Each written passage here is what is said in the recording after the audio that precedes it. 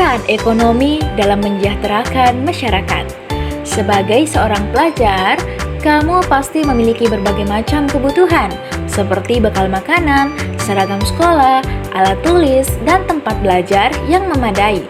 Semua kebutuhan tersebut dapat terpenuhi karena adanya kegiatan ekonomi yang meliputi kegiatan produksi, distribusi, dan konsumsi. Yuk kita bahas satu persatu. Produksi adalah kegiatan untuk menghasilkan atau menambah nilai guna barang dan jasa. Orang yang melakukan kegiatan produksi disebut dengan produsen. Apa ya contoh produksi? Petani. Petani menanam padi adalah contoh produksi karena dapat menghasilkan beras. Menjahit kain menjadi seragam juga contoh produksi karena dapat menambah nilai guna kain. Petani dan penjahit melakukan kegiatan produksi untuk mendapatkan keuntungan. Distribusi adalah kegiatan menyalurkan barang yang dibuat oleh produsen kepada konsumen. Orang yang melakukan kegiatan distribusi disebut dengan distributor. Contoh kegiatan distribusi adalah pedagang yang menjual beras di pasar. Konsumsi adalah kegiatan untuk mengurangi atau menghabiskan nilai guna barang atau jasa untuk memenuhi kebutuhan.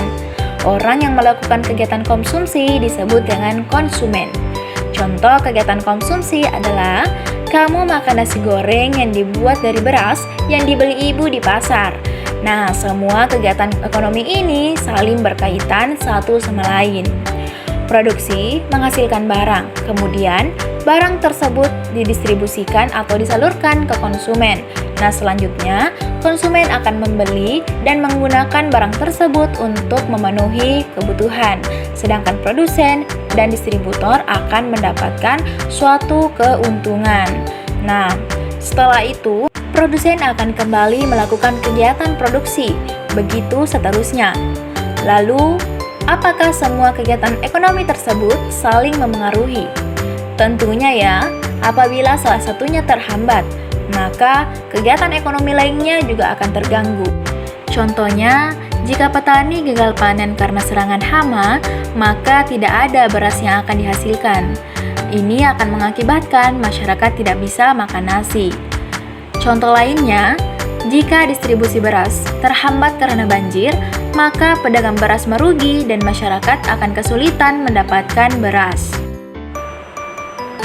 Indonesia memiliki kondisi geografis yang beragam dan sumber daya alam yang melimpah. Karena itu, ada beberapa bidang usaha ekonomi yang dapat dilakukan oleh masyarakat untuk memenuhi kebutuhan hidupnya. Nah, yang pertama ada bidang pertanian, yaitu usaha mengelola lahan untuk tanaman pangan, hasilnya berupa beras dan jagung. Kemudian yang kedua yaitu bidang perkebunan, yaitu usaha mengelola lahan untuk komoditas tertentu, contohnya perkebunan sawit dan kopi. Selanjutnya yang ketiga yaitu bidang kehutanan, yaitu usaha mengelola hutan untuk menghasilkan bahan baku kayu dan rotan. Nah, kayu tersebut nantinya dapat diolah menjadi kertas, perabotan, dan bahan bangunan. Nah, keempat yaitu bidang peternakan, yaitu usaha budidaya hewan seperti sapi, kambing, dan unggas. Hasilnya berupa daging, telur, dan susu. Kemudian yang kelima yaitu bidang perikanan, yaitu usaha penangkapan atau budidaya hewan yang hidup di air, baik air tawar maupun air asin. Nah, hasilnya nanti berupa ikan lele, ikan kakap, atau udang. Keenam, bidang industri, yaitu usaha mengelola bahan mentah menjadi barang setengah jadi atau barang jadi. Contohnya industri kain dan industri makanan ringan. Ketujuh, ada bidang pertambangan, yaitu usaha mengelola mineral atau bahan yang tersimpan di dalam bumi. Nah, seperti ada minyak bumi, gas alam, dan emas. Kedelapan yaitu bidang jasa, yaitu usaha menawarkan pelayanan atau keahliannya. Nah, contohnya seperti guru, dokter, kuli bangunan, dan tukang ojek. Selain itu, ada juga jenis usaha berdasarkan cara pengelolaannya, yaitu usaha perorangan dan usaha kelompok. Nah, apa aja sih perbedaannya? Yuk kita bahas satu persatu. Usaha perorangan yaitu usaha yang dibangun oleh satu orang. Contohnya usaha warung soto ayam dan usaha cukur rambut.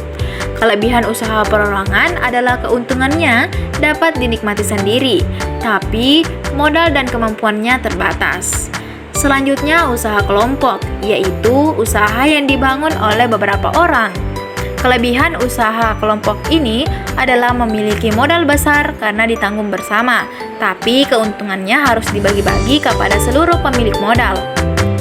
Usaha kelompok ternyata banyak macamnya, contohnya firma, CV, perseroan terbatas, BUMN, dan koperasi. Firma adalah usaha kelompok dengan tanggung jawab bersama. Firma biasanya didirikan oleh orang-orang yang sudah saling mengenal atau ada hubungan kekerabatan. Contohnya, ada firma hukum. Selanjutnya CV adalah usaha kelompok yang terdiri dari sekutu aktif yang menjalankan usaha dan sekutu pasif yang hanya menanamkan modal. Selanjutnya PT adalah usaha kelompok berbadan hukum yang modalnya diperoleh dari pinjaman saham.